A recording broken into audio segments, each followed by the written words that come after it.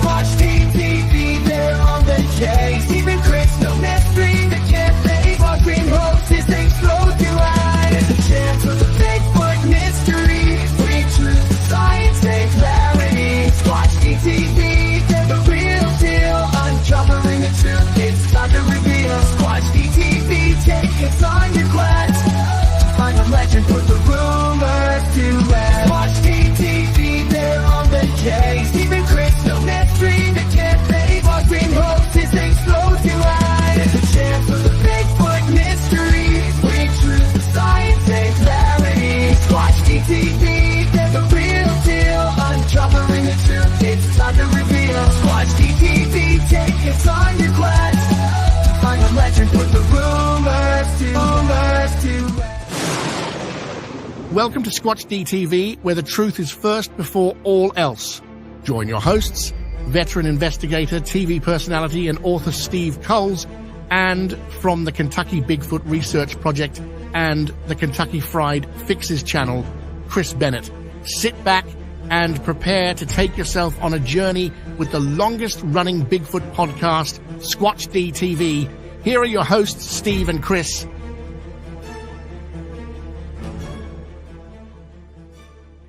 And good evening, cyberspace. Welcome to Squatch-D TV for today's date, April 28th, 2024. I'm your host, your guy, the Squatch Detective Steve Kulls, along with my co-host right down there, Mr. Chris Bennett. How are you, Chris? Hey, Steve. Doing good, man. I'll tell you, we really had some nice weather. It's got, well, it's like 80 degrees today. 80, And, okay, this time of year, normally my thermostat has got like a heat one side, off in the middle, and then cool on the other. And so what I've been having to do, instead of switching it to off for about a month, has been going from heat over to cool, over to cool. And I don't like that. How's the neck, man? You still breathing in and out and everything? I know you're still a little stiff, but yeah, well, we will we'll discuss that in a little bit too. Oh, okay. Well, what about getting the yard mowed and stuff a little bit at a time, or I do what I can when I can. That's what you got to do. Do not overdo it, dude. Right. Do not overdo it. Yep. Yeah. Hang in there. Yeah. Is what it is. What it is. Yeah. Anyway, let's do our roll call and let's get down to business tonight, because we got a lot of business. Golly, dude. Look at the chat is hopping, man. Chat is hopping, man. Good Lord. Hello, everybody. Yeah, I'm scrolling up, trying to get to the top. There I am. First in tonight. I'm still going. Yeah. First in tonight was Walter Kroll. Hello, Walter. Ammon, Chris in the house. The Bat Mom. What's going on? Bat Mom. Relic Homin stopped in, so they'll see us tomorrow. Pat Collins. Hello, Pat. Good to see you, my brother. Sharon. Hello from the USA. Sharon's out there in Belgium. Oh, Sharon. Smedley Do Right. What's going on? Smedley. Barb Santee, good to see you. Waiting impatiently, LOL. Ristol, good to see you, my friend. Mick is in the house, of course. Mick is always in the house. Henry May, what's up, my brother from another mother? Good to see you, sir. And Henry, maybe we'll get you on next week. Give me a holler. I'd love to get you on. Grasshopper, what's going on? Grass is here. Sandra Piper, hello, Sandra. Andrew. Jay Fritz, hello. Jay is in the house. Jen, what's going on? Yeah. Who else we got going on here? Gary Johnson, Sr., good to see you, sir. Gary? And we already mentioned Sandra Piper. Angel Nolan in the house. Hello, Angel. Good to see you as well. Don Gumel popped in. He says he's got to go. We'll see us the next show. All right. Catch you on the replay, Don. Yep. Tennessee Cherokee, how are you, sir? Cherokee, welcome. Mr. Footer, what's going on? Good to see you in the chat today. Mr. Footer, Daniel Weeks. Hello, Daniel. How are you? Helton, a.k.a. Faster Man. Hello, Helton. Good to see you. Faster Man. I'm lost, Steve, so, it's on you, bud. I'm sorry. Little Kilroy was pissed. Oh, little Yes. Kilroy, hang in there, man. Hang in there, brother. Right? Nobody. Yeah, we got Nikki in the house. Hello, Nikki. Nikki.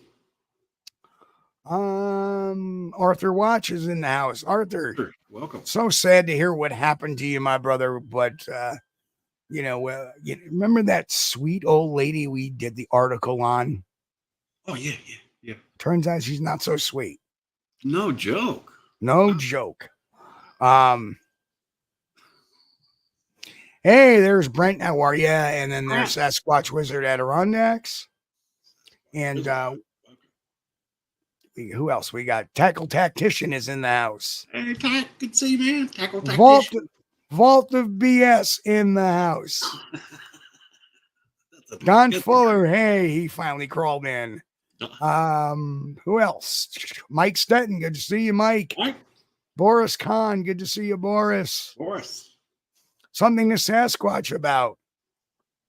Wow, good to see you finally in chat. It's been a while, Lester Taylor, how are you? Lester. Just Steve in the house. Riffraff's RC. Riffraffs. All right, that's cool. Tommy Naff in the house. Hello, Tommy. Good to see you from Sonoma County, Washington. Cool, Thomas. Wow. Bruce Strachan is in the house too. Bruce, good to see you. Blake Burrows in the house as well. Dennis Conroy. Mrs. Trackway is in the house. Wow. Mrs. Trackway. Yeah. Keith Ross. Hello, Keith. Keith. I got lost a while ago, man, but I'll tell you, the chat is going. I mean, they're really hopping in there tonight. I just love that vault. Our good friend Savant is in the house. Sandwich Savant. I love that. That is something I can be a savant too. Come up with these names out. I mean, this is great. Anyway, okay, we're at the bottom. Okay. Holy moly, that's a list and a half. Welcome, everybody. If we missed anybody, it was not because we meant to. Yep. A lot of people welcome.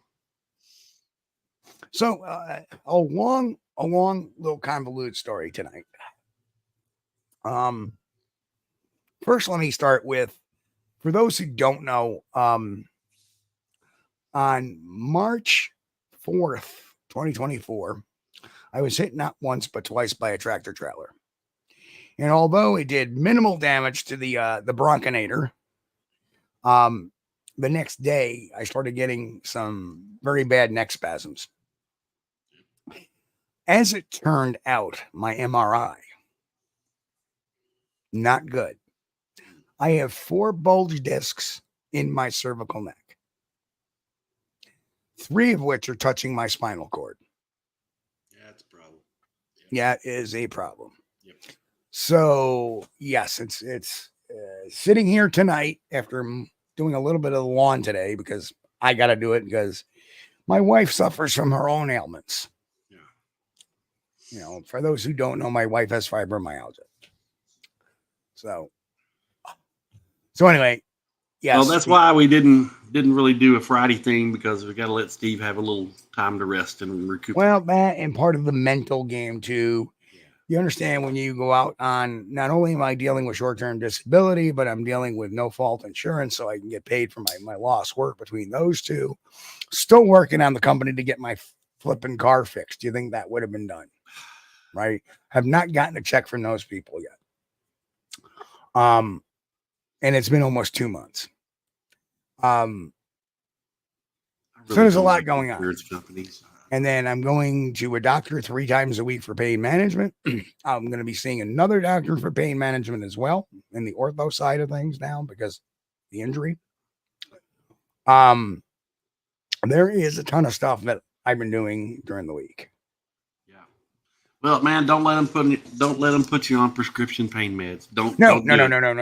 Because I will tell you that. I'll tell you right up straight. Yeah.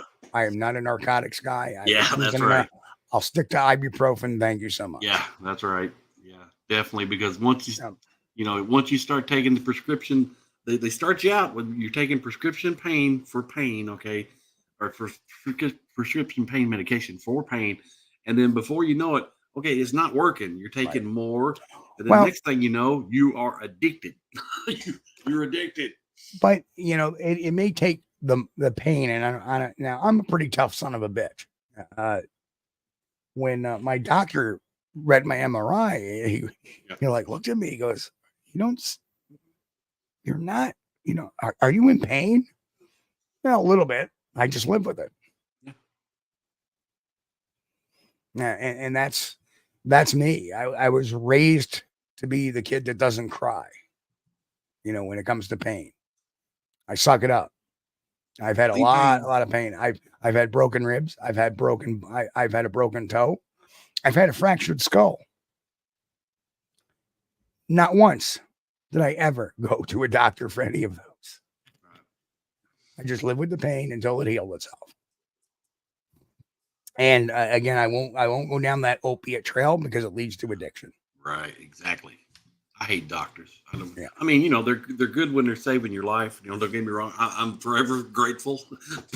But as far as going to a doctor on a regular basis, I hate that. Right.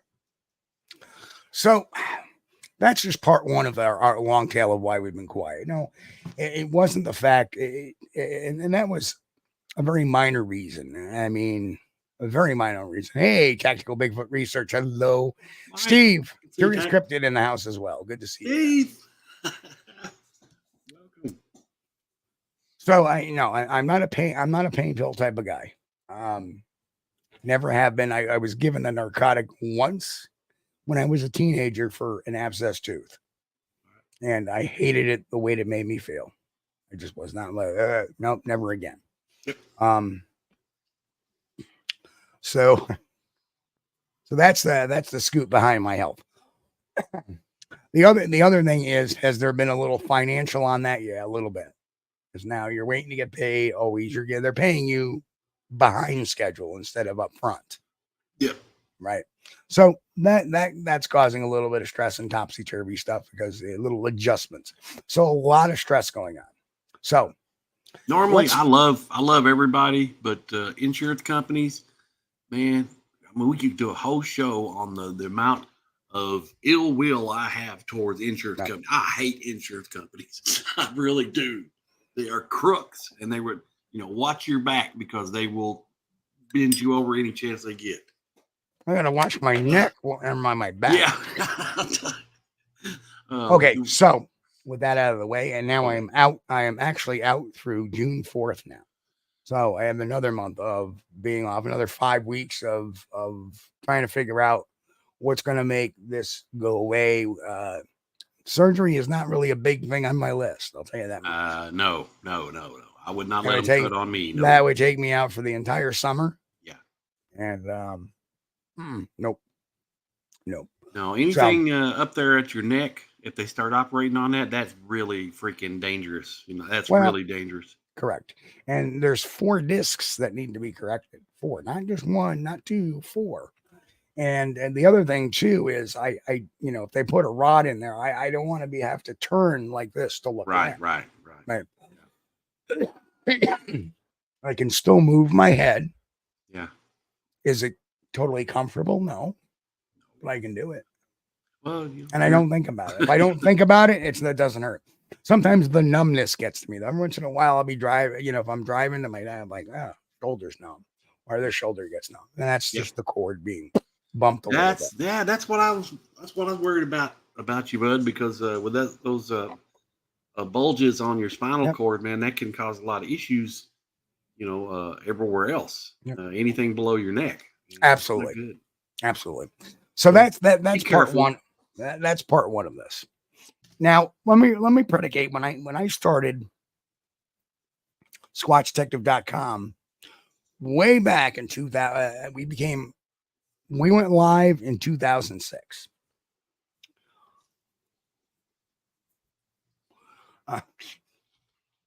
I did mine live. I'm listening. I'm watching that. We went live with Squatchdetective.com in January 1st, 2006.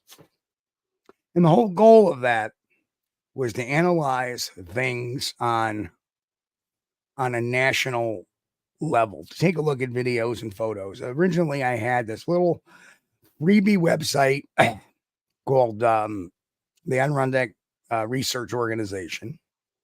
And I remember in 2005, I had a little get together at a Golden Corral when there was a Golden Corral up there. And, you know, oh, good to meet you. Good to meet you. Good to meet you. And all of a sudden this guy shows up. Oh, hi, my name is so-and-so. I'm from Michigan. Michigan. Yeah. Guy was in the neighborhood, been following me on the Adirondack Bigfoot, on the Adirondack Research Organization. And there it was. So we decided to go, you know, do a more national thing in January 1st, 2006. Yeah. And my goal, and that was not only to do research, but news reporting and analysis of videos that come out. And it came out very quickly that a lot of the stuff that was coming out were hoaxes. A lot. Now, throughout those years, not one single hoaxer has actually filed a copyright complaint. Because when the dog just coughed, we're like, what the hell was that? Excuse me. Time for another treat. He was like, oh. He's over in the corner going, and now he turns around, dog looks at me biscuit. with he turns around, looks at me. He's got a smile on his face. Dog biscuit. So anyway,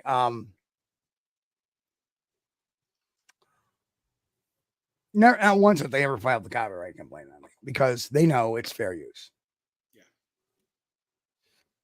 So the beginning of this month, we talked about a certain person in a certain organization that has made numerous claims and time after time has been proven to be lying or to be trying to bend the truth a little bit.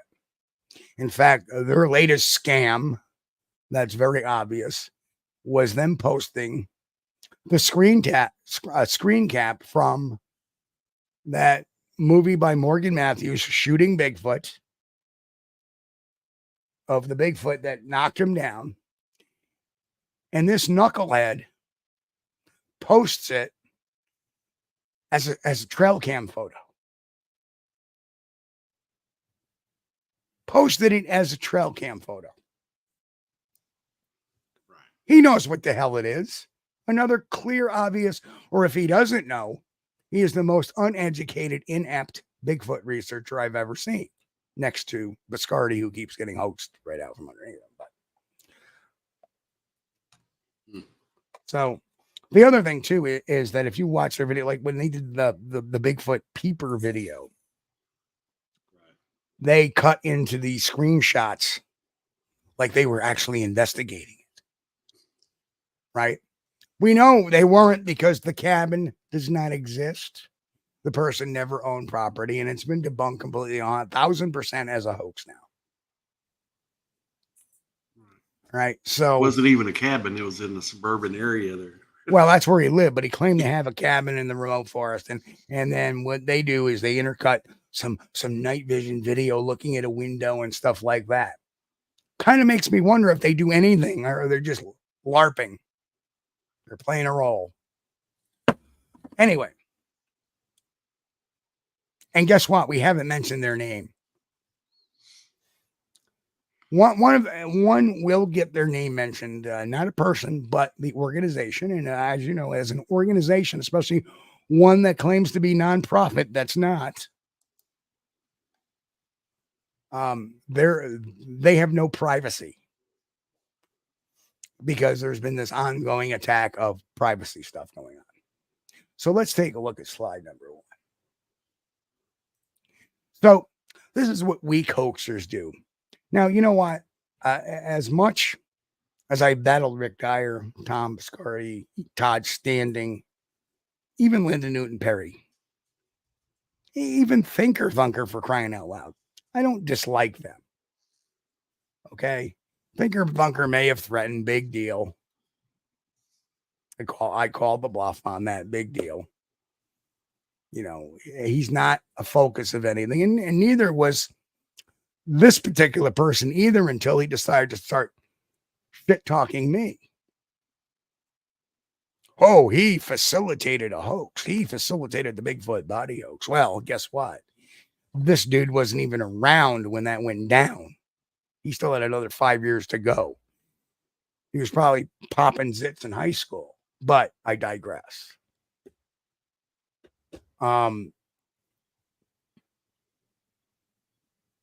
If giving somebody a phone number is facilitation of a hoax, then I guess I'm guilty of charge. I gave him somebody's phone number that I knew, that I had, because I was asked. That was it. End of story. That's where my involvement started. That's where it ended. Right. With the exception of inviting myself to the scene of the body and, again, saying no to busting the hoax on national TV. Busting the hoax on national TV. That was kind of a couple of important things there you need to mention. Yeah. Right. And we've talked about that plenty of times on this channel. Including a standalone episode called 50 Large. Check it out in the content below. You'll understand the whole thing is broken down piece by piece by piece by piece. It's all there. So what happens is on April 10th, I get 2 privacy complaints. Now, this is late at night, so I didn't even realize this till the next morning. And then one of the videos gets taken down. The video, and this is my inbox. So this is my inbox. So guess what? It is very, it's my private stuff, and I'm allowing people to see it. And this is how it was sent to me.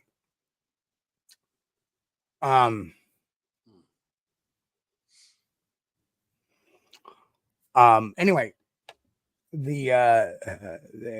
on that particular video, all of a sudden there was a privacy complaint. Well, what the hell privacy did I violate in that video? It was this guy basically making up a story about a Bigfoot sighting. The guy said, "Oh, I saw it from head to toe." And then he goes on to say he was standing behind this log. Well, how can you see it head to toe if it's behind a log? Simple as that. Very typical 101 investigation. Oopsie. If that was a witness, I would have said, "Yeah, you're full of shit. Have a nice day." Right? End of story. So, other than his name, which is public because it's posted there on the video. In fact, the video even has his name on their interview with. Yeah. So under fair use for comment, criticism, and stuff, we decided to make a video about that and show this obvious, obfuscation of fact. Right. There was another one where he says that he stopped following because it went on to private property, and we don't go on private property. And then later on, he says it went from private property to public property, so he can flip them around. Right. Done. And we still haven't mentioned his name, so that's all good. So, after an attempt at trying for privacy contents on 2 of my videos, his buddy Puke decides to hit me up with a copyright claim for you, and we'll get into this. And then the next day, because, okay, you don't like that, I posted stuff on Facebook. We'll get the message out I removed the videos and put them on my own website, and he decides to copyright claim a video from 2021. Okay, these So two guys, right? 2 guys working together, Correct. to get 3 strikes against Squatch-DTV. We're trying To get 3 strikes. Exactly. Or they're trying to scare us enough to get us to shut up, which unfortunately we had to, because if we got the 3rd strike, it would have shut us down for a little bit. That's the whole goal. Yeah, that's the whole goal. This has been, and this is obviously a conspiracy to get Squatch-DTV shut down by getting 3 strikes within a certain period of time. And if you don't think so, you can check out the video page of the main guy there. That's the focus of our attention, and his little organizational page. And there's a video of Puke with him. Those 2 guys together, right? Yeah, both those guys. Well, not together with him, but with one of his team members, and I'll leave it at that.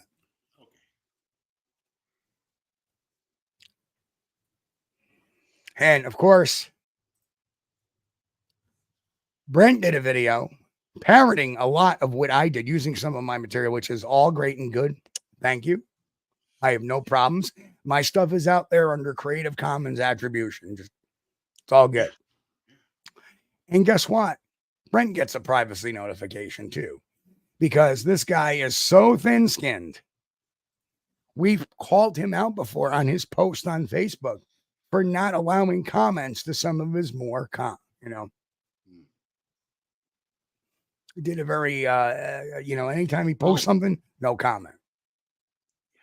But guess what? He's now allowing comments because we had an effect on that, because he's watching right now. He's watching right now. He's such a weak egoed individual. He's watching right now, but I'm not naming him. So as you can see, there are copyright exceptions. But here's the interesting thing. The copyright on the first video was by, we'll get into that. But we can use fair use. There it is. There's the link right there. And there's a whole process, and we've gone through that process. So strike one was, we'll talk about strike two first, which is the RMSO strike. And this is the only time we're going to mention it. It did not even contain any RMSO images. It was about the Cass River Bigfoot. He happened to jump all over it. We did a better analysis, in my opinion, because we kind of call it out. But it's not, do you really think this is a Bigfoot? I don't think it's a Bigfoot, right? But he's filing a copyright claim on that, but it's not even his images. And what I find even more hypocritical, how many images of people's Bigfoot pictures and Bigfoot videos has he used? Like that January one, that screen cap of the Morgan Matthews film. That's not yours. You don't own that. Why are you trying to file a copyright strike on me, motherfucker? Pardon my French. Sorry. Had to say it. Because you're a weak, egoed individual. You're so thin-skinned, you need to take a hike. And I'm sorry for swearing, because the hypocrisy in that makes me so angry that this guy filed a copyright strike on a clip he does not even own. Yeah. He just said it. He just put it out there first. Of course. Why? Because he's looking for the click. I got to get this stuff out fast. I'm looking for the click. I'm looking for money. I'm looking for the click. Well, that kind of screwed you when you ran that video with the drone footage, didn't you? And then they released 2 days later, they released and said, ha, I gotcha, basically. Right. And when you see them waving and laughing, they're laughing at you, Kelly. And that's the last time I'm going to mention your name.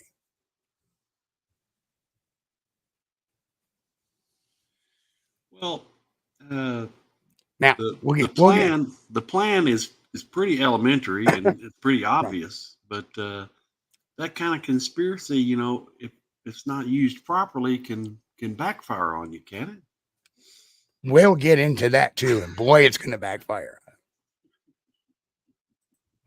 So the first strike was actually the Bigfoot World Strike, and that was where, and basically the funny thing is that that was some of the points that I made in the actual counter notification.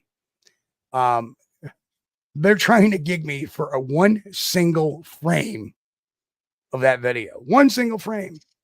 And the reason why we didn't run the video of him talking is because we wanted to limit the amount of copyrighted use of material we were using. So I used the least minimum available, the thumbnail, not even a thumbnail, but a portion of a screen cap to show here's this individual making up this phony Bigfoot story. Right. There he is.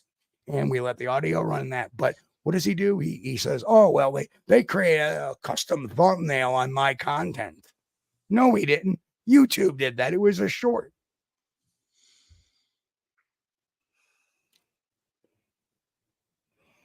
So again, fair use anyway.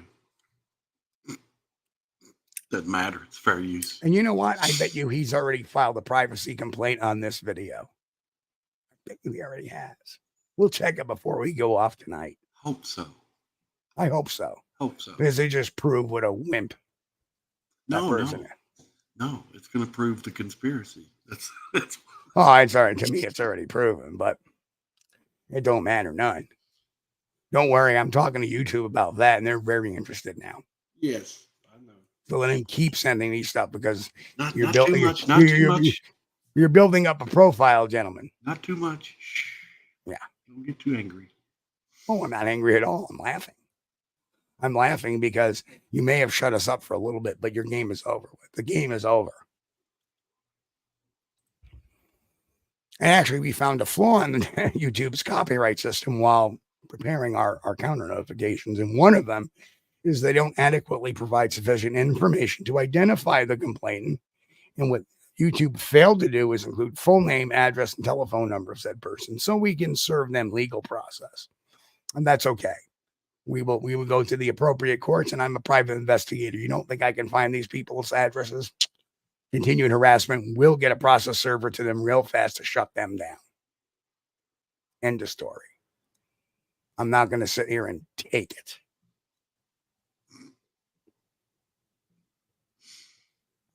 But it's very interesting that don't give away too much. No, but any copyright claim, YouTube, according to US 17 USC 512, Section C, Paragraph 3, Section A, note number 4, states that for a valid copyright complaint, the complainant must provide to the affected party this information, and YouTube is refusing to send that information on, and that's in violation of 17 USC 512 and all those other sections. So literally, YouTube would say, oh, well, it's our privacy. Well, hold on. Privacy is out the window here, folks. He made a copyright complaint against me. That's a legal issue. Once you do that, you're now into the legal realm. Hence the counter notification. And this, oops, did I fail to put a slide in there? I did. Oops. I did. I forgot a slide. Damn it. So anyway, Sorry. No, that's all right. But I did file a counter notification. I got to call that folder back up to take a look when I was going to say. Come on. There we go.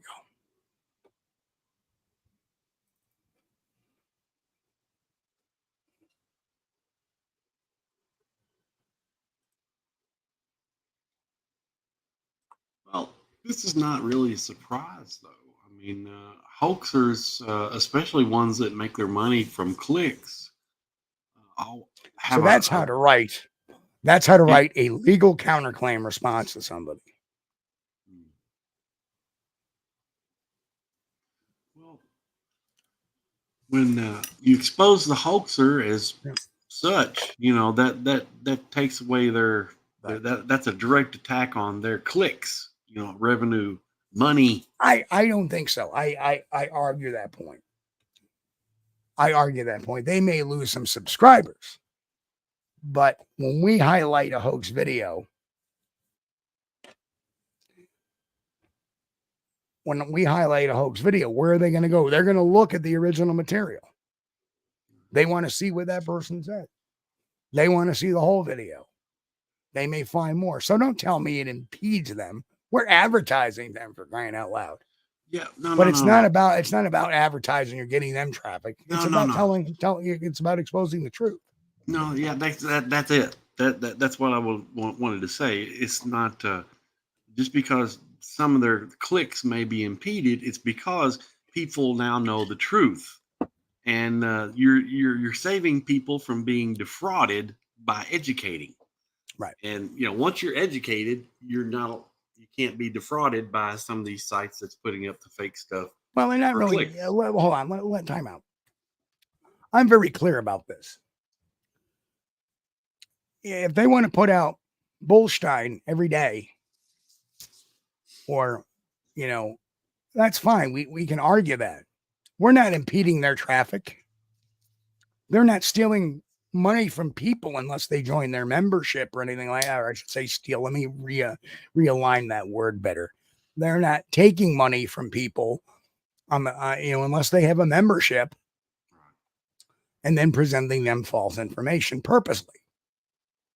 Well, yeah. But then again, that person also joined the membership. If they do their due diligence, caveat emptor, obviously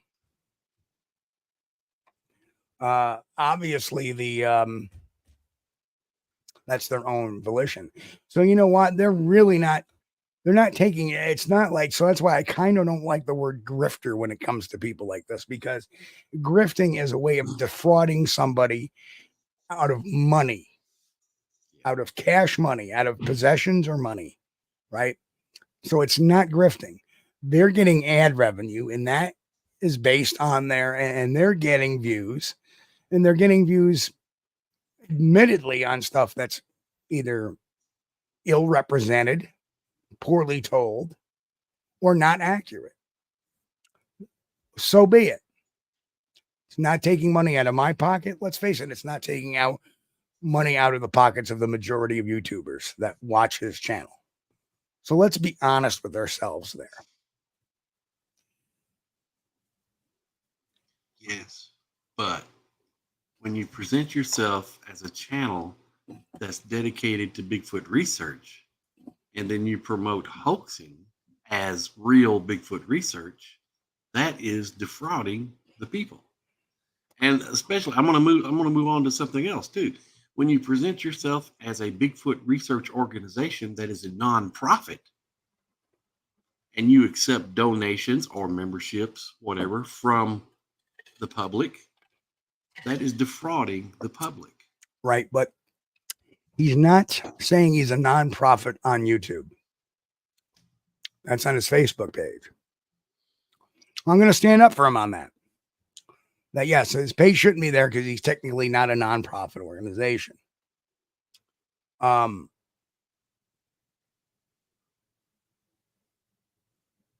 all for everybody making money. If it's some glitch in the Facebook system, so be it. I'll take it back. It don't matter. But my point being is that, it's not like he's sitting there on the side of a road taking $5, sitting on the side of a road with a trailer saying, I have a dead Bigfoot body in here, and taking $5 from somebody. Yeah. That would be the other guy. Yeah. Right. That's grifting. Right. But then again, didn't P.T. Barnum do that with the freak shows and the side shows and stuff like that? Right. I have no issue with people making money from YouTube and the Bigfoot story channels. Correct. I go listen to those. I like them. It's entertainment, but that's all it is. It's entertainment. It's nothing to do with it's the reason why we watch Mountain Monsters. Yeah. And you know what? It's just, to me, the problem is we are about the truth here. And what happens is they are putting out information that is ill-represented, misrepresented, and incorrect. Simple as that.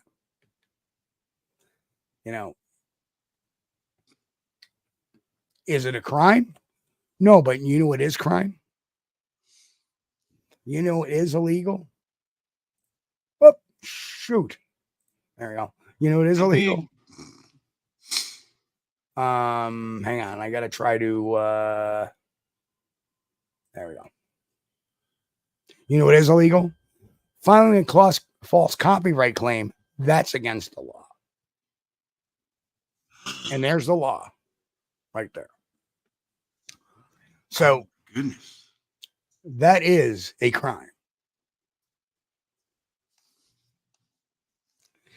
And for somebody that uses fair use all the time, like taking all these Bigfoot videos, they know exactly what fair use is.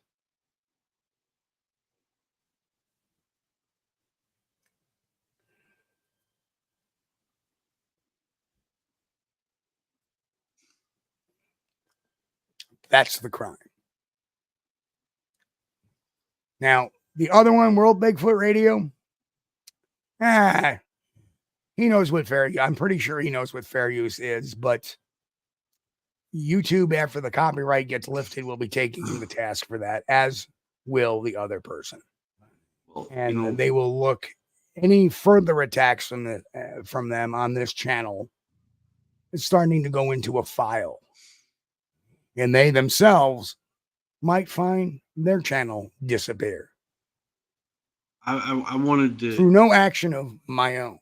Can we step back just here 1 second? Sure. Because when you read this off, I wanted to hear this. Filing a false copyright claim is against the law. That's very true. Thank you. I wanted to hear that. Yeah. Yes, I did forget my own sound effect.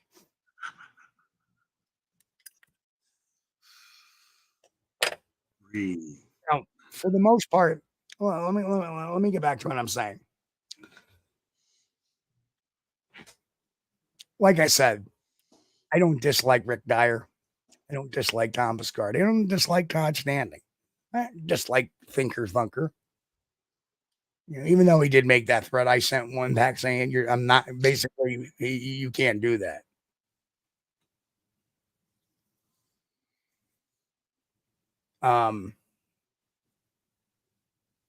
The interesting thing, and I'm trying to find the right words,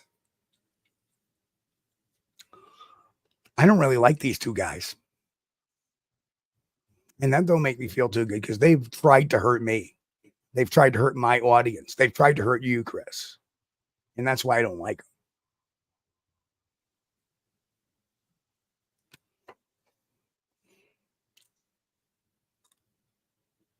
Well, this is not the first attempt to be silenced by hoaxers, because hoaxers don't like you exposing them as being hoaxers.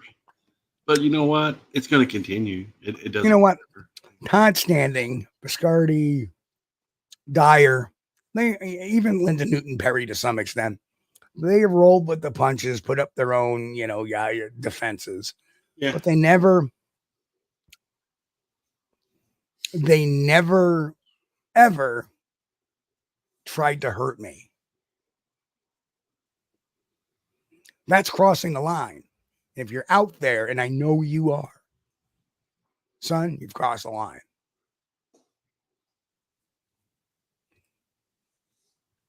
All I know is if he sees my name up on the marquee at one of the conferences, he best not show up.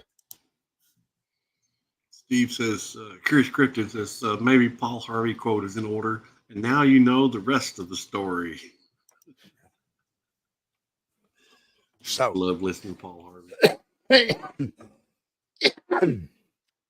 So, yes, a lot of my time was fighting the YouTube system the last couple of weeks. Between all the other stuff that I'm doing, the first 2 weeks were spent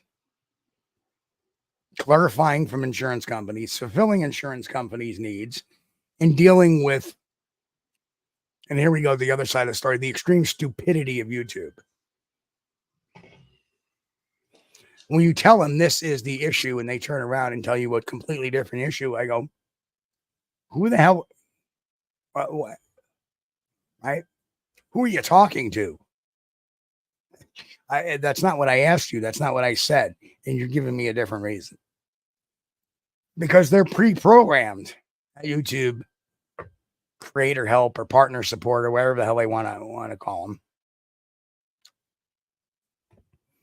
All they want to do is cut and paste YouTube policies. And they cut me a policy, and I'm like, well, yeah, I've fulfilled all those. Finally, I had to have a little talk with YouTube Legal. And that seemed to straighten things out.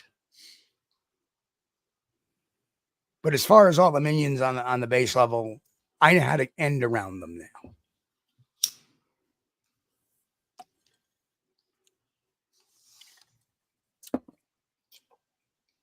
Well, it's almost like as one of the guys had an inside source in YouTube too, wouldn't it? No, not at all. Not at all. I'd like to live in grand conspiracies like that. No. I won't unless I have proof of it. It's not a conspiracy. Now, all I know is that The problem is that one of my counterclaims went out really quick, and I think YouTube has a problem if you have 2 copyright strikes. They're sending out 2 copyright claims. They didn't want to send along the second one. No matter how many times I worded, this is fair use, fair use, fair use. And I've sent them, this very notice like 4 or 5 times. And I said, they don't understand my right to counterclaim or counter notify. How many more points? How clearer can that be? Yeah, but once you correct me if I'm wrong now, but once you receive a certain number of subscribers on YouTube, don't you get a personal representative? Yes, but he's just under that yet. Oh, okay. My use of the material is legally protected because it falls within the fair use provision of the copyright regulations as defined in 17 USC 107. I don't know how many more ways I could tell him I have a legal right to counterclaim this. In fact, their own system says you can counterclaim this, and if you have an acceptable reason, like fair use, right?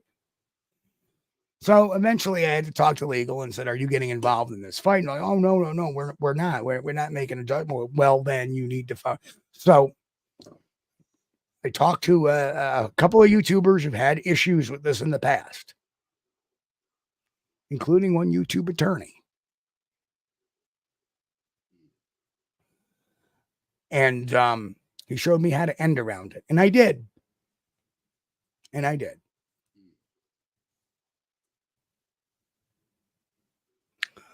So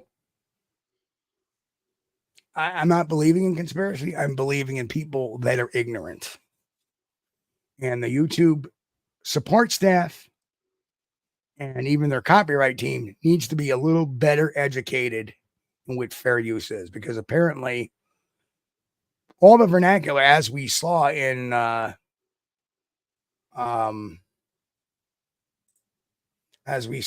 this particular slide, if I can get to the slide,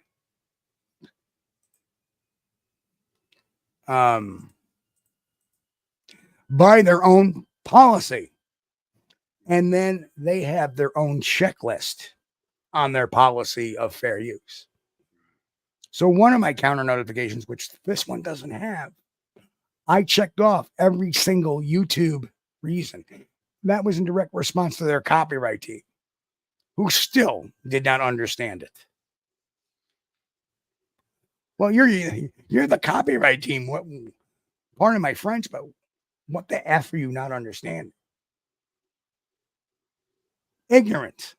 Wasn't until I talked to legal and got their attorneys probably involved. They said, oh, this is fine. Send it. I think what you're describing here is something called willful ignorance. Could be. Willfully ignoring, right. Right.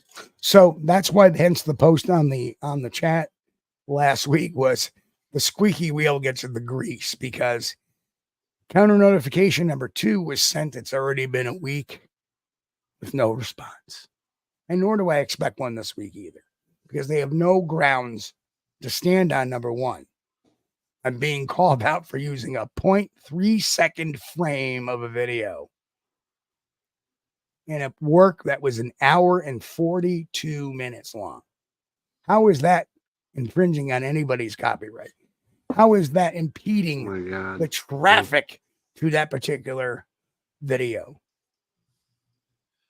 Well, one of the arguments of that destroys fair use would be, you used, I got a 45-minute video here and you used 43 minutes of it. That's not fair use. Yeah, but we use like 0.3 tenths of a second out of an hour and a half long video.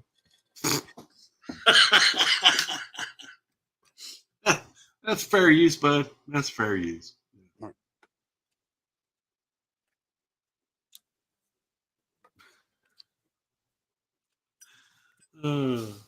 Hey, Steve's got a good, Curious Cryptid's got a good question over here. Does YouTube actually have a copyright team, or is it an AI? Supposedly they have a copyright team. I know sometimes when I'm posting videos on Kentucky Fried Fixes, it'll go through there and look for Right. copyright problems before it posts. Hang on one second. I'm going to. That's probably both. I'd say they probably use both. Probably use the AI too. Hey, and there's Jay gifting another 10. Thank you, Jay. Jay, God, thanks, man. And we will get back to membership videos this week. You understand the last couple of weeks, we were standing there wondering if a third strike was coming in because there was plans to move things. There was plans to move the channel. There was plans to move all kinds of things, unless because of YouTube didn't fail to send that second counter notification. I was prepared to say, I can't trust them with anything I do. And get out of there. And sorry, tackle tactician, hang in there for a minute, for a little bit. We're gonna do something real quick. I am going to I'm gonna throw out a link to Brent.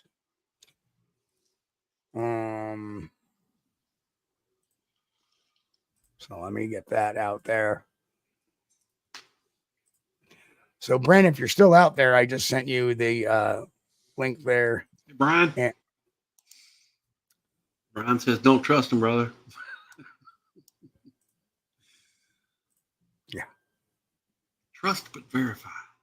Mm-hmm. So, Brent, if you're out there, I sent you that link. If you want to pop in, that'd be great. Because Brent can kind of corroborate the same exact thing that we are going through. Why does a organization want to hide comments? Now, see, here we do it a little differently. We moderate comments because, Nikki, would you care for a link too? Just hit me yes or no in there. Okay, so Brent will be on in a minute or so.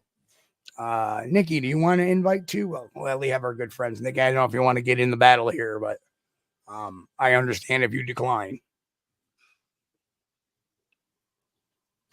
But yeah, Nikki actually was the one who sent me the picture of the Morgan Matthews and the RMSO post of them sending that out. I'm sure Nikki made a comment. I'm sure she's blocked from the RMSO now too. Channels like that tend to block everybody off the poop. And, I let a comment go by last week about Tom Steenberg. And, again, I am about free speech. If you start hitting the channel with accusations and trying to disrupt things, you're going to go. If you disrupt the show, you're going to go. Well, if you're profane or you're insulting, I don't know. Did Nikki answer back yet? She's in the kitchen. Okay. Yep.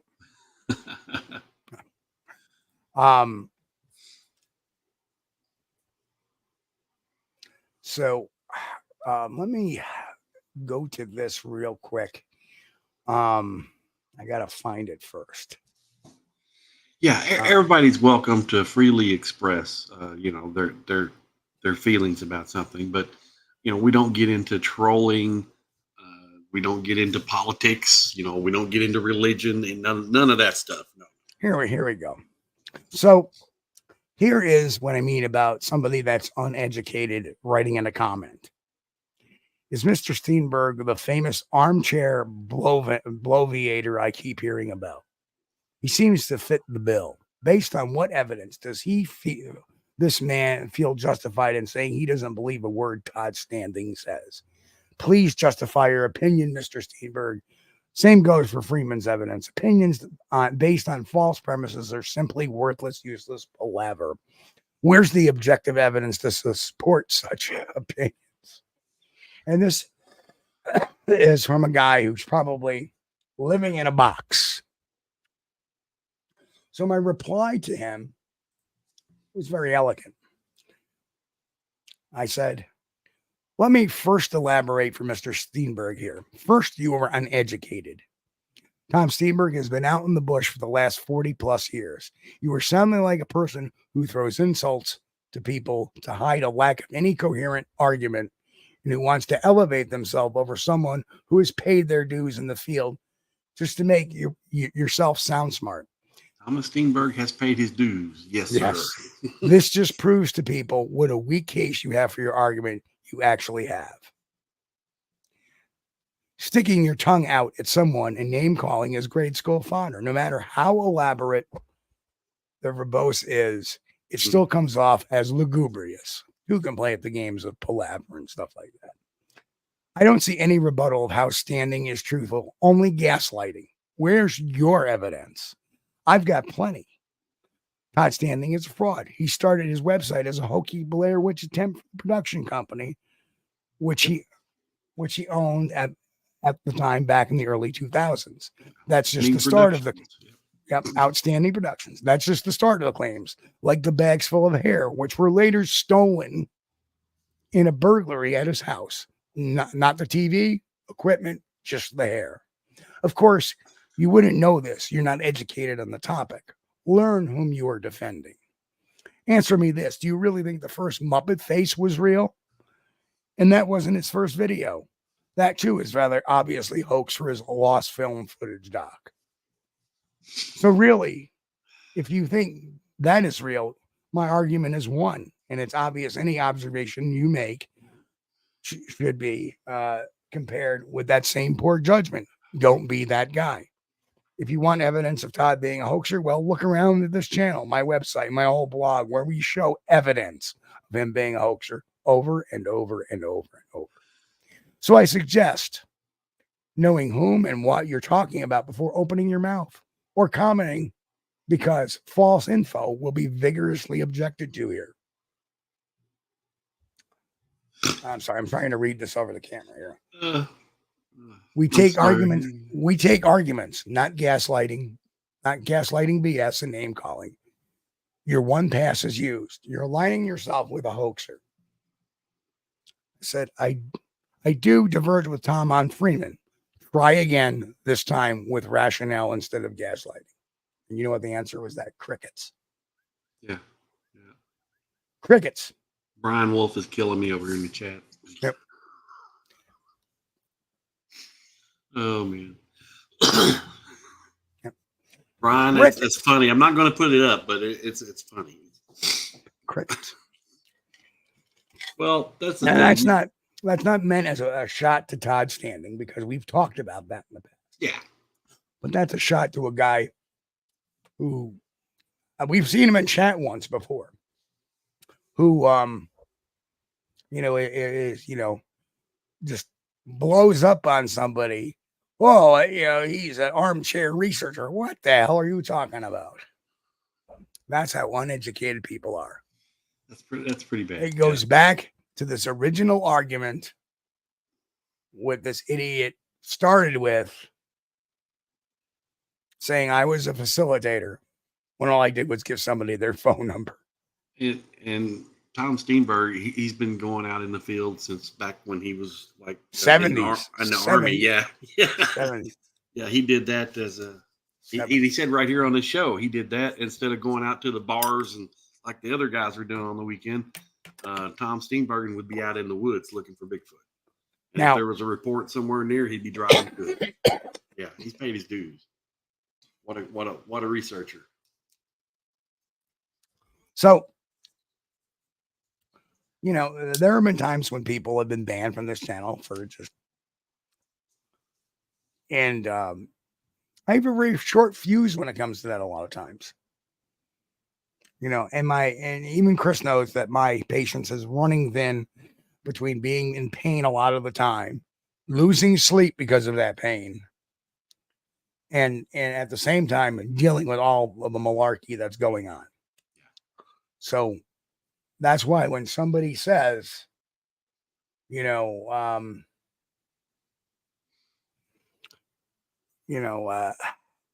somebody says, if I'm being short, hey, there's Brent. Let's pop him right in. Hello, Brent. It's good to see you, sir. Welcome, bud. Oh, you're still working on that. Still getting ready. Okay. Hey, there you are. There. You guys can hear me now? We can hear you loud and clear. Sound good. Woo. Yeah, I see So, you kind of having some issues with a mutual friend, huh? yeah, absolutely. Well, I think my problem started before yours, and I actually Yep. feel kind of responsible for your problems because I think, me being, kind of having to sit back for a little bit, you started swinging for me. So I kind of appreciate that way.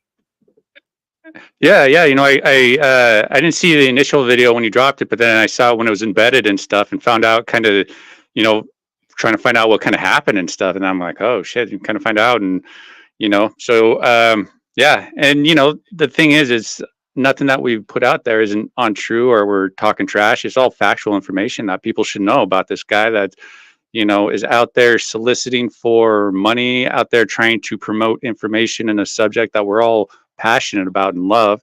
And he's out there just, doing whatever he wants, saying whatever he wants, posting what he wants, all for his own, his own self gain. And that's crap. And it's like, I think we have every right to call him out. And the fact that he's trying to do a bunch of this stuff is like, just really shows his lack of character. I mean, damn, trying to get a channel shut down just because they're presenting the facts about you. It's like, man, that's low. And, I'm the type of person that's like, okay, you want to play this game. So I went and embedded my video in a bunch of Facebook groups and stuff. So if no matter what, the videos will always be up there. I'm even at this point thinking about starting a Facebook page that's like proof of RMSO hoaxing or something. I don't know, just something to, it's the Streisand effect. He wants to keep something quiet. Well, then, makes me want to put it out there even more. So, well, here's the thing. Hi, Kelly Shaw, if you're watching too, by the way. Here's the thing. If it continues, I've already bought a domain name. There'll be a whole website dedicated. So I put in monthly for that one too. I'm going to let that little secret out there, and he ain't going to like the name of the domain name at all. So, yeah, I you know what? I'm not going to unfurl it. If he continues the harassment, we'll unfurl it. Simple as that. Yeah. Because this is harassment in the smallest form. Like, there was no privacy issues with your video, nor was there any with mine. Privacy means that we were disclosing a fact, like maybe his wife's name, or maybe his address, or maybe his phone number, or maybe his email address. In fact, I did a real good job on the slides I presented. Yeah. Each single frame, when I do stuff, if a person is not involved with it, I blur them out. And that's what I did to a lot of the stuff there. There was no private information, only public posts made on Facebook by this individual. Yep. I use nothing but public information and public posts, and there's no privacy issue there when it's all public. It's just he's trying to figure out, oh, how can I get this video removed, because I don't want people to find out I'm a piece of shit, pretty much is what it comes down to. And he has no problem trying to take out other people's channels just in order to keep his secret safe. And it's like, behavior like that, I don't know. I don't know what happened to you, Kelly, on why you're taking this road, on why because from my understanding, he wasn't always like this. He first started out as a legitimate dude, really trying out there. Now he's like totally shifted to selling out to the point where, I mean, come on, Kelly, you're using Rick Dyer's photo. Come on, Kelly. I mean, how stupid is that? That's how low you've gotten, buddy, is you're using Rick Dyer's shit, man. Let that one sink in, buddy. Yeah, that was well, it's shooting Bigfoots. Yeah, but still, yeah, but it's related to him. Yeah. Your microphone is just a little bit too loud, but is there any way you can turn the volume back just a little bit? Yeah. Hot mic. Yeah, I think so. Yeah, hopefully that works. Maybe I'll stand a little further back too. Push the mic back. But a little better. Yeah, a little better. Yep.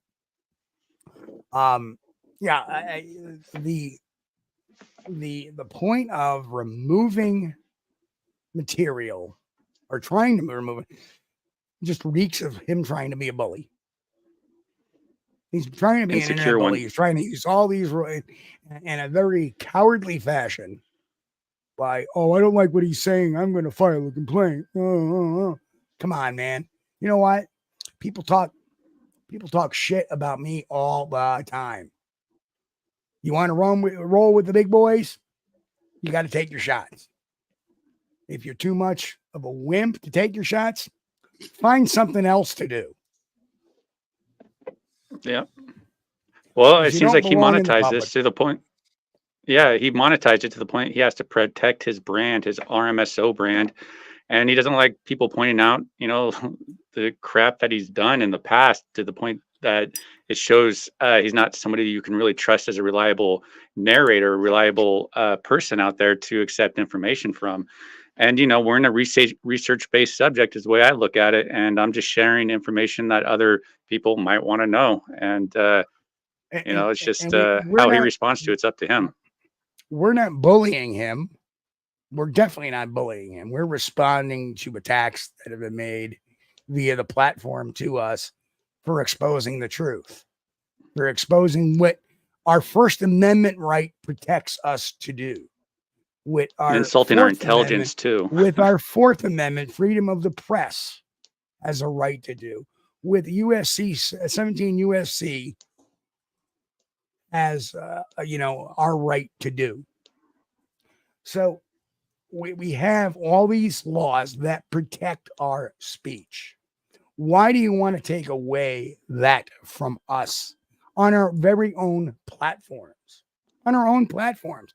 Now, listen, if I was going over to your channel, and I know you're out there listening because you're that weak, like I said, he's got to be watching. But if I was taking, well, I'll tag him after this video, anyways. Yeah. If I was taking stuff to your channel and saying that on your platform, by all means, bounce me. But don't try to bounce my channel because I'm not agreeing with you. It's pretty weak. It's very weak. And you know what? When you start bothering, I can't make a living off of YouTube. Can't make it. The little bit of money I get, that's nice. Right? Puts a little food on my table, not much. But now I got this guy trying to take money out of my own pocket for being honest and doing within my right. And I didn't even start this.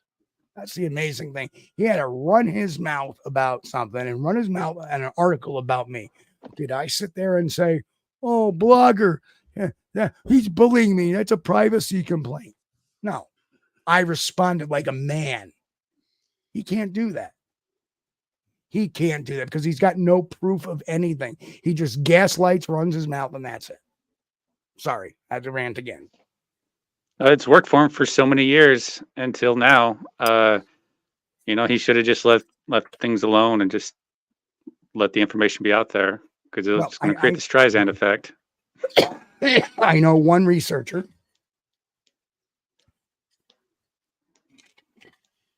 That's very true, Mick. I can't put that up, Mick, but I agree. Yeah. But it's a way of bullying, and I'll tell you why. But a lot of people don't know. And maybe maybe Brent, you don't even know this, but there is a researcher out there who did a video on this individual. He got hit with a copyright strike, and the guy used fair use. I've seen the video. And he didn't have the cojones to turn around and fight it. Mm. He negotiated with him, took it down, and he lived out his 90 days with a copyright strike. Now, I'm not blaming him for doing that, but that's not me. It's not what I stand for. I survived getting a name out there through a website and a blog and Facebook. YouTube was just an ad. I can go back to Blog Talk tomorrow. I can go to Rumble. I can go back to Blog Talk anytime I want. Get ready to rumble. So I lose some money. Who cares? It's never been about the money to me. I just didn't want to lose the channel, the friends we've made here, and have them displaced. Yeah. But I'm not backing down. You hit the nail on the head there, Steve. It's about the money for him. It's all about the money. That's exactly what it is. Exactly. And that's the problem. And we really need to be wary about the people who have monetized this subject to the point it's their main income, because they're the ones that have more to gain from putting out these sensationalized articles or whatever, like the Rick Dyer thing or shooting Bigfoot thing. Come on, Kelly, man. Come on. That's so bad. We're like so low now, Kelly. And I'm talking directly to you because I know you're watching, man. Just stop, but you're not going to because you want the money. I don't know if this is his main income now. Seems like it. So it's like he's doing everything he can to protect his income, which, you know, in a research-based field really kind of sucks. Puts us all in a bad position. Man, what a shitty move. Shitty move, man. Shitty move. Like, Yeah. I've made videos about some of the shittiest people in this subject, and no, not an issue. But man, this dude comes along. He's like, I want to get you with a privacy claim. It's like, dude, whatever. My video's still up, buddy. Notice it's still up. It's gonna stay up too. Yep. That shit ain't coming down. I tell you what. Yep. Strikes are coming off. Strikes are coming off. His strike is And off. you know, it's yeah. I don't know. What's he doing with that whole what is it? But you know, I can't even Brent, think of it. he's claiming copyright infringement on my video for images. They're not even his. They were the Cass River Bigfoot images, and they're not his. Right? Yeah, he's and this comes from a guy who uses people's images every day in his videos. why can't they get his stuff copyright? Get his channel taken down. I mean, if he wants to go down and play this game. Because you know what? Like Todd Standing, like MK Davis, like Tom Biscardi, like Rick Dyer, right? They know where to draw the line with certain things. Right? Mm-hmm. What are they going to do? File a false copyright claim? Like, that's the thing. We are legally using this material. Legally using this material under the Fair Use Act. Well, I think that's why this is such an important discussion to have right now, because this could help deter and us better understand going forward, and not support this type of behavior. You know, like any Kelly Shaw followers that are watching this should really reevaluate their position on that, because, you know, well, I you know what he's trying to do. I don't even care if they still follow him. I don't care if they stay subscribed to him. Just understand that it's not accurate information they're looking at. And that's really the only thing we've ever said. Well, I'm going to make an announcement here, Steve. And because, you know, I've recently been thinking about purchasing Bigfoot Sasquatch original footage from the copyright holders. So if anybody has any Bigfoot footage that they had and they're the original copyright owner, please, that they've been interested in selling, please feel free to contact me over at my channel, Kentucky Fried Fixes. If you go to the About thing, there's an email link there. Email me and give me a number, and maybe we'll work something out. Because especially if it's being shown on that channel over there. If it's on RMSO, yeah, that I would be definitely interested in purchasing the original copyright rights to it. Footage. All of it. Good any call. of them. Yes. Yep. Yeah, you know, it's just, it's really unfortunate that, you know, people like him. The only other issue that I've had with somebody out of all the people I've talked about was Mr. Todd Gatewood, my good buddy, Mr. Todd Gatewood. Yeah. It's the only other person that gave me issues with YouTube, and didn't really win on that one. No, and because of that, he didn't give me any issues. You know, and that's lesson learned. You know, because you know it's going to happen. And right now, when that strike gets dropped, and they look at, oh, this guy filed a privacy complaint here, and then try to copyright strike here on a video that was almost 3 years old, that wasn't even his images, and he failed to respond to the counterclaim notification. And now he's sitting at another channel with a privacy complaint that talks about him.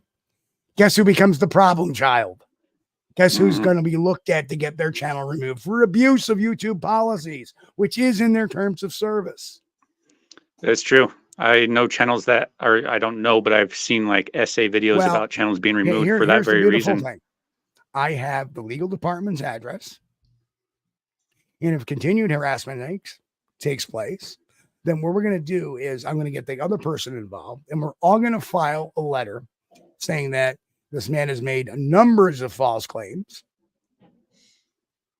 and then his channel should be removed and his channel should be struck. Because I really think that if a channel copyright strikes somebody and they fail to answer the counter notification, that strike should get removed from the channel that was claimed and put onto their channel. Because they're abusing the YouTube system. And if YouTube, you're listening, take note. We're not being treated fairly. But you know what? You're okay with those folks that do reaction videos. How about I just play them idiots going, right? How is that not a copyright violation? But you argued for a week on mine. And not this guy's, the other guys. I've seen lots of your reaction videos where people are playing another video and they're like a little bitty square on the screen and they're talking about the video that's playing. Right. I don't get it. Yeah, it's changing. YouTube's changing. It's becoming harder and harder to have discussions on this platform and get all the information out there without having it be somehow struck down because it's offending somebody or whatever reason. It's just going to get worse. Unfortunately. No, it's not. You know what happens is that you take these issues head on and then it gets better for a while. This is the first time we've had this issue. First time. Where somebody has done this. Yeah. I don't know. It's interesting to see kind of where it goes, but bad form on Kelly Shaw for doing this. And I don't know about the other one that you got. Was that Duke? I'm sorry. I don't know for naming names. Duke Sullivan, really? Duke, he challenged me to a cage fight with no rules and stuff. Like literally he put that out there. So I'm like, That's when I gave him the nickname Mad Dog. So I call him Duke Mad Dog Sullivan, And I was going to do a parody video, but yeah, man, that Duke guy, he got mad at me because I called him Shrek that's guarding the pond of bullshit. He didn't like that. Oh yeah, man, that dude's like a piece of work too. Like he's just like Kelly Shaw, really. He's just out there trying to monetize the subject for his own personal gain. He wants to be some sort of guru in the whole cryptid thing of like, I'm sure he plays, Magic and World of Warcraft and stuff. Nothing against it, but he strikes me as that type. Yeah, he's quite the character too. He's a funny guy. A lot of strange characters in this subject, isn't there? That you come across in the whole YouTube world, which just man, it's just wow. You talk about LARPing, it's like, geez, the LARPing is like running rampant right now. Like, look at the Squatch Watchers. I think they're doing really well with their LARP vision that they're doing. I think I just coined something, LARP vision. I caught their interview, part of their interview with Doug and Alex Ichek. And there was two of them sitting off on the side screen, not the main one talking. And all they did was giggle throughout the first half hour I watched of it. And I turned it off. Well, they were like, what's up with that? What's up with that? Like, now, why are they on? They're like Doug, like getting the bottom of the barrel, having those guys on or something. It's like shit. I guess it's better than like I don't think Doug really. Something. I don't think really Doug books the show himself, but well, there's other stuff to listen to that's really worth. Worth again, I was on Doug's show the other night, so I can't. But here's what it is. You got to. Sometimes you have to put some quality in there to replace. Our own Henry May has got a HBM's UFO corner now, so he's been doing some stuff like Pittsburgh and Roswell. That's interesting. I always like to listen. Yeah, Henry's a good guy. Henry's been around as long, if not longer, than I have doing this. Yeah, and, I remember. Back in the day, seen a lot of old pictures of Henry. Yeah. And Henry, we gotta get Henry on. Great events. I remember one time we had him on, and his cat started walking across his keyboard while we had him on the. And we kind of got a truck, but it's always fun. It's always fun with Henry. That was actually on Billy Willard's show that had happened, and Eric Altman was filling in for that show at the time when poor Henry. Henry May, I believe you are correct on that point. Duke buys into the Janice Carter stuff, buys into the driving the Bigfoot and the driving Bigfoot and the Bigfoot in the car. He buys all that, and buys into it all, yeah. And that's why I really don't think, he did with it.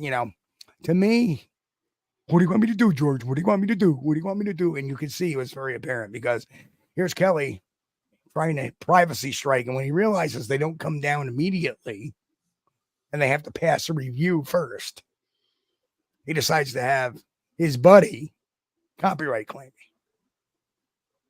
Right. So that doesn't put him in good graces with me at all. But to me, he's a follower. He's not a leader. He'll do whatever coattail he can ride tells him to do. And right now he's trying to ride the coattail of a guy that really has no coattails to ride, except for he has a popular YouTube channel. But yeah, really, people should really, I don't know. It's hard to really combat these people like Steve Isdell and a lot of these other clowns that are out there just totally exploiting the subject and really getting, being the face of what the subject is for a lot of people coming into it. And it's just really sad. Just really sad, But, I came in when Sasquatch Ontario was popular and all that. So what, I can't complain. I fell in that trap too. But we all have here's to. The whole at least to me, the whole garbanzo beat is people like Steve Isdell. They don't bother me. Well, I mean, he's not putting out really false information. What did I say? Oh, that's true. No. I just put that up. With Booger Farm said nobody can prove Bigfoot don't drive. That's true. That's true. You can't prove that. They must be a damn good driver because they haven't been pulled over yet. Yeah. Killing me, guys. And but strangely, no one's ever been. Not one Sasquatch has been seen at a DMV. It's because they're cloaked. Right. But How to Hunt has a different tack on things. He reads these internet stories. Maybe some people are sending him stories or not. I don't know.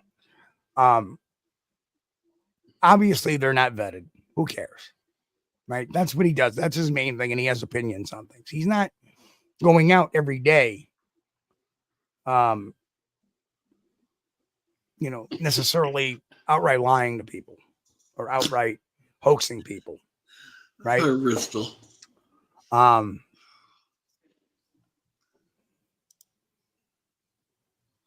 Bigfoot can't get a license. This picture's always blurry. Very true. It's a good one. So, yeah. Platypus can't get a license because they can't foot the bill. Where's our platypus jokes at tonight? I haven't seen Finding the Trackway in the house tonight.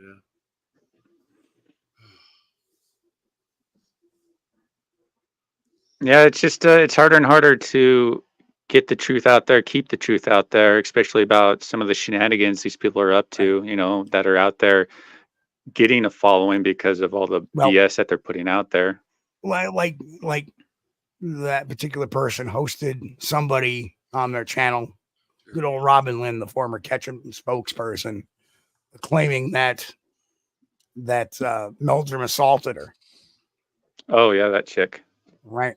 And we proved that incorrect because she said, when I got up to talk, he got up and left. And there's a picture of her talking with him sitting behind her. It just stuff like that. That's a lot more harmful, I think, than what Isdal does. And I don't mean to defend Isdal, but I don't want to throw everybody in the same trap. I mean, for all I know, Isdal might just be, hey, I'm getting these stories on the internet, I'm reading them, I believe what I believe. That's fine. Sure. Does he do some tacky stuff on Facebook that I've questioned before? Yes, absolutely. The using of the Mark Zasky picture is one of them. But yeah, well, I think a lot of contention with the How to Hunt guy came when he first got into the subject, how he rattled all those feathers, especially with the massacre and really going after the people. Right. I think that's where a lot of people. But that's that again. Do we blame him or do we blame the people that created that?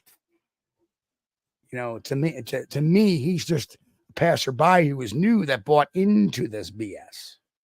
Follow me? Yeah, that's true. We you and I know we have a mutual friend that we pulled out of the BS. And I'm glad to say he's going to start broadcasting this week. Oh yeah. Yep. And cool guy. I'm honored to be his first guest. That is 2.0. Nice. Should be an interesting evening. Because we'll definitely be there. Yeah, well, a lot of his old consorts will probably show up to hear what I have to say. Well, there's a lot of different ways to make money with Bigfoot on YouTube, and that's fine. I would like to point out a few years ago, back on the Bigfoot forums, there was a young man named Rusty Wilson, and he put out a book of Bigfoot campfire stories, and they're awesome. They're awesome. It's just stuff that he'd heard while he was a fishing guide, and he collected those and put them out in the book. And there's nothing wrong with that. Now, but he says it's Bigfoot campfire stories. Okay, it could be true or it could be just somebody's yarn, but it is good entertainment. And I've seen lots of channels on YouTube that do that. They do stories, and that's fine. That's good entertainment. But what you can't do, you can't claim to be a Bigfoot researcher, and then put out known hoax stuff, known hoaxed footage, and promote it as being real. You can't do that. That's when you're presenting it to the public, we have every right to have a response to it. Sure. And that's the thing, but a lot of the people who do that don't realize that and just kind of get upset that someone's kind of calling them out with it. There's shenanigans. So much shenanigans there it is. There it is. Platypus tried a Bigfoot hoax, but was poisoned by his web foot of lies. Yeah. Finally, the trackway popped up a while ago and said, "I'm here." Well, he said something else too, but he said he's here. Well, you know what that means, folks.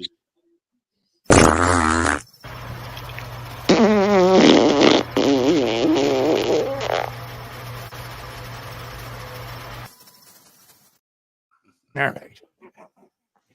That's what he wanted.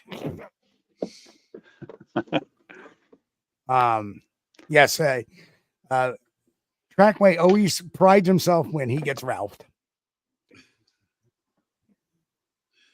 See, even all right, guys. Hey, I got to bounce out though because I got to finish up dinner here. Oh. So, all right, Grant. Well, I appreciate. I just wanted to come on and I just want to come on and agree and say, yeah, Kelly Shaw is up to no good, and Kelly, just stop, man, just stop. So, all right, I'll talk to you guys all later. Yeah, good to see you, Grant. See you, bye. All right, bye.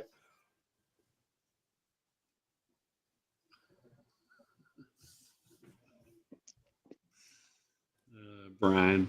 Yeah. Anyway, it's been a very interesting night. We may call it a little early tonight because tonight was a night to air to the public why we've been quiet for the last few weeks. People wondering. Yeah. Well, everybody has a right to know. And that's good. Well, I felt I had a right to the audience to let them know what was going on, why we've been so quiet. It's not because we don't care. It's not because we don't want to. I'm chomping at the friggin' bit. But what they did was put me in the channel in a precarious situation is that if some other wingnut that we go after that posts a phony Bigfoot video and we use it under fair use, they could shut the channel down for a few weeks. Sure. Yeah. Now that And ain't gonna happen. Now that's not gonna happen. That was obviously the plan, to get 3 strikes on the channel in a short amount of time. Yeah. That way to get the channel knocked out. And that's, it's so elementary, But these guys working together, 2 of them, that's conspiracy. That's not cool. Right. No, Illegal. not cool at all. Or And legal. Just stop, grow a pair, and live and let live. I you know what? I never attempted to take down what you said about me. I defended it. Mick says, Steve, Chris, do you think we could iron all this out if we could invite Kelly to a Squatch Detective group hug event? Well, the funny thing is before this all started, the Sunday before the copyright strikes, I invited Kelly on this show to defend his comments he made about me, not to attack him about anything else. Right. And he refused to show up, refused to even answer the email that was sent to him by my proxy.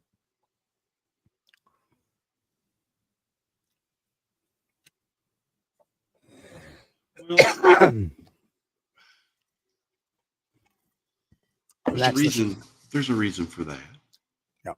Yeah. But as we say, we have plenty of backup plans upon backup plans. We're not going away. And if you take what was the Obi-Wan Kenoing? If you strike me down now, Vader, you'll make me more powerful than you know.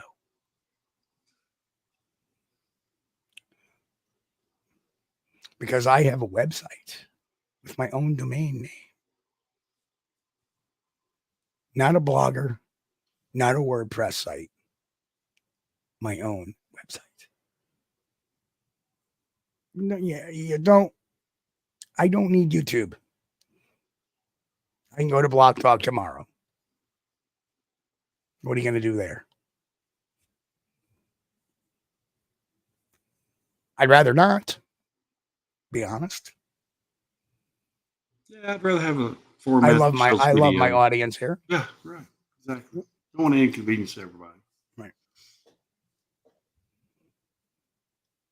But needless to say, and again, thank you, Jay, for gifting those memberships. I really appreciate it. Yes. Thanks again, Jay. And there are other platforms. And I've done a lot. The entire channel has been backed up. Every single video that's on this channel is on my external drives.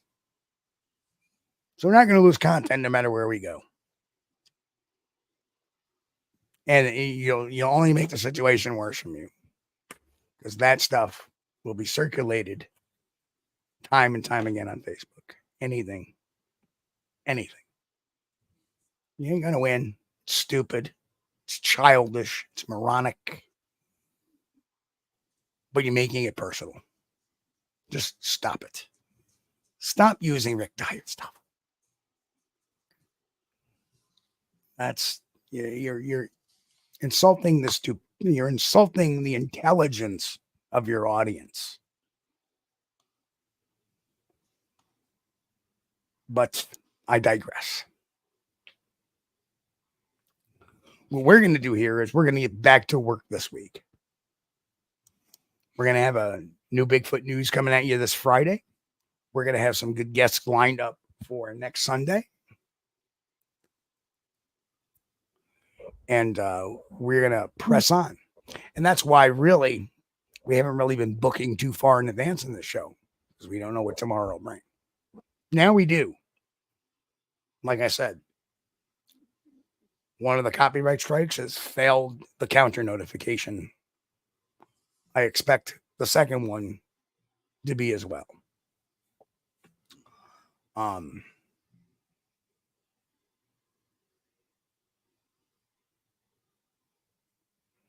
Yep. And yeah, Pat, you're right. Todd Standing takes it like a man.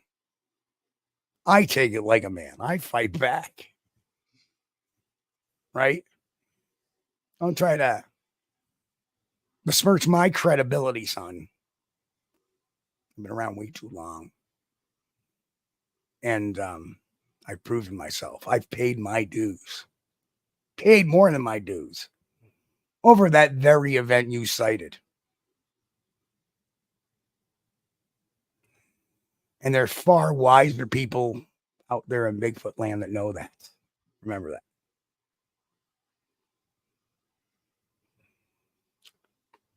So I guess that's where I'm going to leave it. But going forward, we got so much going on, and the weather is turning nice, and I'm off a lot now, so there'll be some trips to the mountain. Sit in the car, watch. Won't be any serious hiking because, like I said, I got the neck, but taking a drive up there should be all right.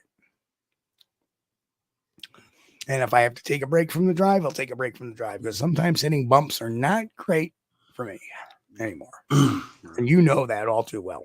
Yeah. It's, we got a lot of leaves out in Kentucky now. That's kind of like brings the line of sight down some.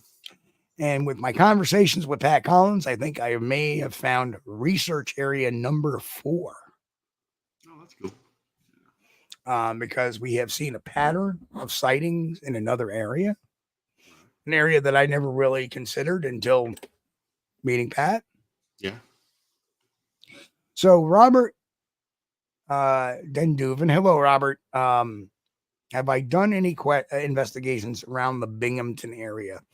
I have done investigations on Connecticut Hill out in near Binghamton. It's about as close. That's actually further out. That's actually towards the Elmira area, not Binghamton. I apologize. But in the Binghamton area, no. I have done in that particular. I've gone far south of Schoharie County. But no, I haven't done any necessarily questions. Yeah, Binghamton, New York. Let me look at that on the map. I know I've been there, but it's right on the border with Pennsylvania, very close to Scranton and Wilkes-Barre. Best I can remember when I went there. It's on the I-80 corridor there. Yeah. Okay. Yeah. When I went through there, there were all kinds of deer, dead deer that had been hit on the side of the road, man. It's like every 100 yards, there was a dead deer, either on the left or the right. It's so yeah, they got some wildlife up around in that area for sure. But, Vestal, New York. I've driven past there many a time. But look.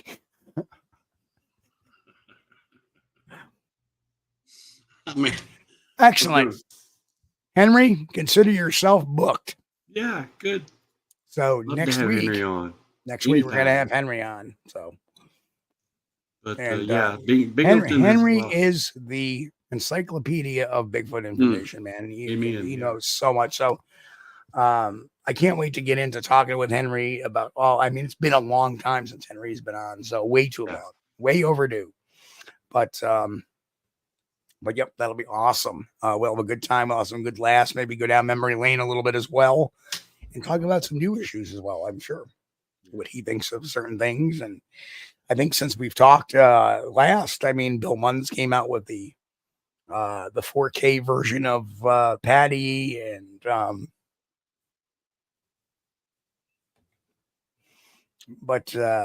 there's been so much more. I want to get into Henry's brain about a bunch of things.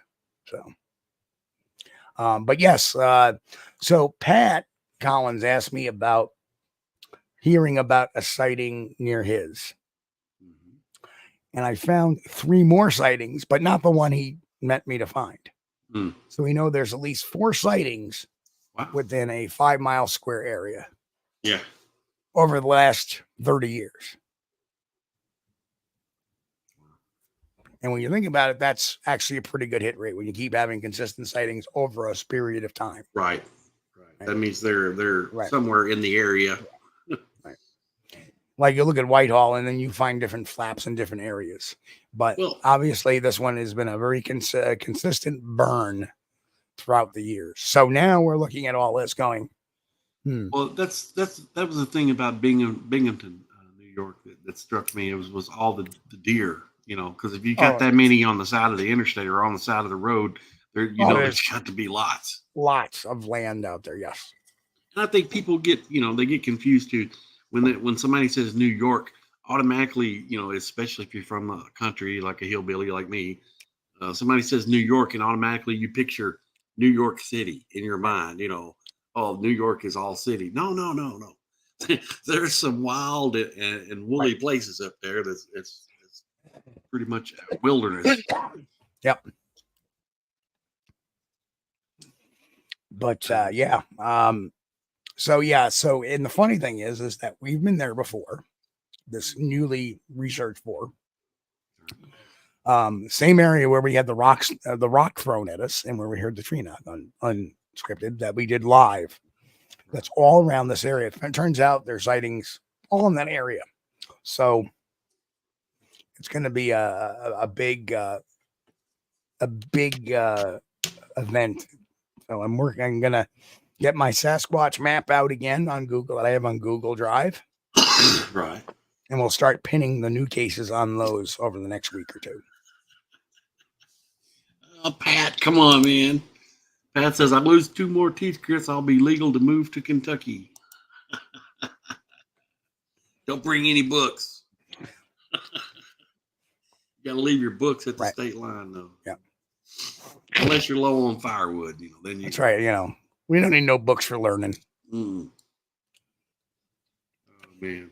But anyway, if there's any, the rock throw was actually in Saratoga County, New York, where we were as Washington County, New York. So totally another county, completely a different.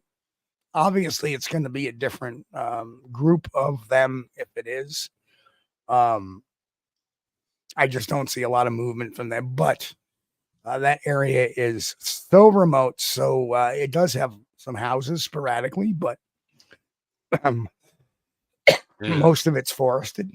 So I had actually caught a rock throw, the sound, on video by accident when I was over in the woods investigating some trees that had fell down.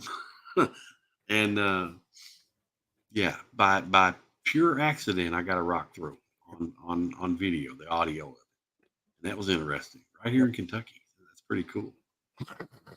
Which made me, thank goodness that these things are not violent or mean around here, because if they were, if you could throw a rock like that and hit somebody, if it hit me, I'd been dead. There's no doubt about it. I would have been dead. Yeah, you just said if you get 32. Oh, Jay, come on, man. Hey, look who just wandered in. Low Rider, member for 9 months. Low Rider, and congratulations, man. Thank you so much. But so we'll be getting back to members' videos and stuff like that. It's just been so flipping up. Got some cool stuff coming up. 3 days a week we go to the chiropractor, and now I got a new doctor to add to the list because of my MRI. So we'll see. Trackways. Something throwing at him, and what? There he is. Donald. Good deal, Donald. 10-month member. Thank you, Donald. Appreciate you. Yes, and again, especially to our members, I feel bad because it's been like the last 2.5 weeks. It's been really quiet. We've been putting out our shows. We haven't been putting out much videos because we were trying to assess what, how things are going to proceed the next few weeks. And now we're just about at the end of that with nothing happening, except the strikes are coming off. One today and one next week. So, and we're working on stuff in the background. We're working on stuff in the background. Coming. We're working on stuff to give you great content and entertainment, but we're also working on preserving the channel as well. Let's just say that. You know, I'm a former private investigator. You don't think I can't come up with legal addresses of people to serve them legal papers if need be? I can. So I'm not really worried about it. Brian Barber says I was taping a recorder to a sign and got 4 rocks tossed at me that hit the sign. Scared the crap out of me. Whoa, that's cool.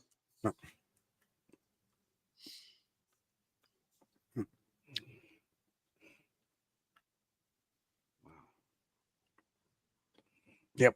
So, like I said, I didn't do this show to have my final word against you know who, but I did need to present that to our audience to understand what's been going on. And I really felt that like just doing a 15-minute video on it just wouldn't suffice. I wanted people to ask questions. And if there are any questions before we go tonight, please shoot them out there right now. Now is the time to ask any questions in caps, please. And if not, we shall move on. And again, tomorrow is Monday, and we will start the new week with our new attitude and our refreshed attitude, and we're refreshed and ready to go. So we should have a one of our Squatch stories coming out this Thursday. Maybe something. Thank you, Brian. It is a start. Thank you so much, Brian. Thanks, Brian. We appreciate you, man. But no, if we need legal fees or anything like that, don't worry. We'll set something separate up. Yeah, we'll figure something out. Yeah. We have a lot of resources that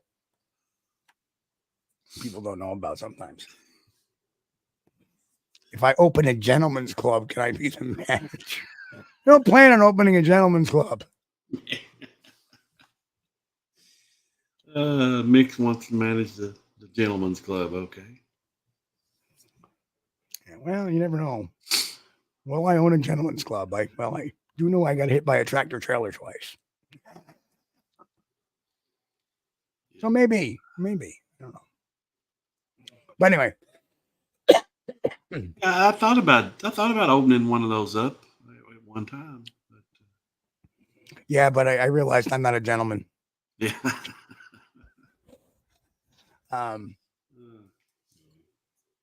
But anyway, folks, if there's no questions other than Nick's question, I think we'll sign off a few minutes early tonight.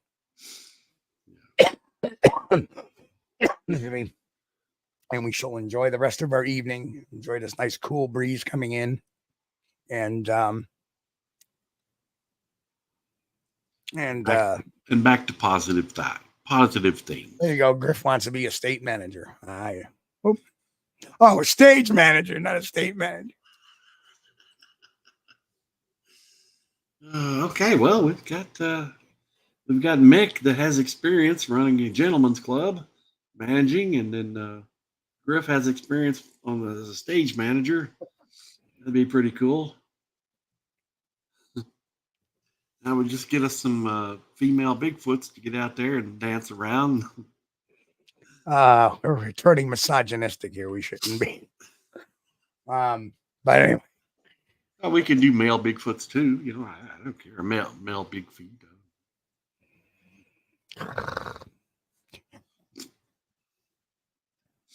I'm gonna be afraid of the dark. Now I'm gonna be afraid of the light. I see one of those. I dated a female Sasquatch once. Oh, there we go. Now we got our bouncer. Danny, come in here, Danny. Oh, looks like Jay wants to be the cook. Well, all right. You mentioned meatloaf, Jay. You can be in the kitchen. Only if your heart can take it. Grasshopper, bartender for decades, but I like the sauce as much as the customers. Well, anyway, I appreciate everybody hanging in there and tolerating our one last hurrah here of getting our stuff out. I know it's been a very different pace of shows the last few weeks. Like I said, a lot of that had to do with we don't know what's going to happen tomorrow. And I don't want to give anybody credit or fire up, we got him, because you really didn't. In fact, it's going to bite you. Well, let's put it this way. If it continues, it's going to bite you. And I'd rather not go that route. Rather not. You want to annoy me? It's going to have consequences, and that's just me. It's going to have legal consequences. And I've always said, when you have a Bigfoot researcher suing somebody over over Bigfoot, it's lost. Yeah, the whole perception of loss. But I will protect what's mine.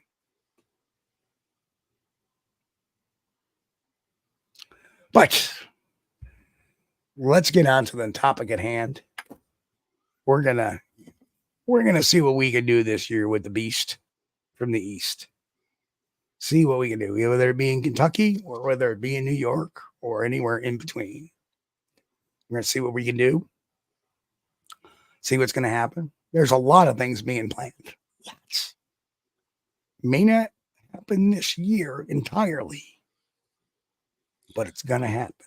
Yeah, the leaves are thick in Kentucky right now, and so are the ticks. I mean, the ticks are really a problem, an issue. They're enough to tick me off. They love it. You put that deep woods off stuff on there, man, they love it. I don't know what. I think it's attracting them or something. Yeah, I know. It's never really worked for me. Oh. Actually, surprisingly, the number of ticks I've gotten over the years has maybe amounted to like 3 or 4. Yeah. I've got to get some more of that Zote soap. Now, I know this may seem a little off subject, but it's not. There's a big bar of soap. Looks like a soap bar of soap you use in the bathroom, except it's huge. And it's laundry soap. And you can make your own laundry detergent out of that by kind of like melting it in water or whatever, making the soap slurry. If you wash your clothes in it, I noticed that the ticks don't seem to like that as much, and I got to reading on there why. And it's got it's made with citronella oil. Yep. So that's like a natural, without throwing all the chemicals at them. It's a natural. What do they call that? Where it makes ticks go away. They don't like it anyway. I got to say this. When I was a kid, I had a friend of mine who said, "Oh, look, I'm getting bit by a mosquito." Right? Right? And what he did was he started going like this to his arm, pumping it up. Yeah. Right? So the mosquito couldn't let out. And it ended up, he made the mosquito explode. Yeah. Yeah. Hell of a way to go. I don't think I would like doing that. No. Hell of a way to go for the mosquito, I got to say. But anyway. All right, folks, that's the show for tonight. Chris, do your thing. Yeah, thank you guys for sticking with us and hanging out with us in chat. We appreciate you. As always, you're the greatest audience in Bigfooting. We know this. We appreciate this, and we are honored to have you here with us each week. That's why we're fighting so hard to keep us here. Thank you very much for sticking with us, and we'll see you next time. That's right. Again, folks, much love from this chair over to you guys. You guys are the reason why I don't want to move out of YouTube. Love you guys. Hopefully YouTube's listening too. Maybe they'll get make some changes or understand the circumstances. But behalf of me and everybody else, y'all have a great day. Thanks, Brent, for stopping in. And hey, we will catch everybody here this Friday night for the Bigfoot News. And till then, everybody be safe, be healthy, keep safe. God bless. And of course, keep on squatching. We'll catch you all this Friday night. We thank you for being here with us on Squatch-D TV. If you haven't taken the time yet, please hit that like button and subscribe to the channel. And oh yes, hit that notification bell too. We don't want you to miss anything. If you really like our content, you should consider becoming a member. And it's really inexpensive and a great way to support not only the show, but honest Bigfoot research. Everyone have a great week. Be safe and God bless. We will see you all here next time on Squatch-D TV. Keep on squatching.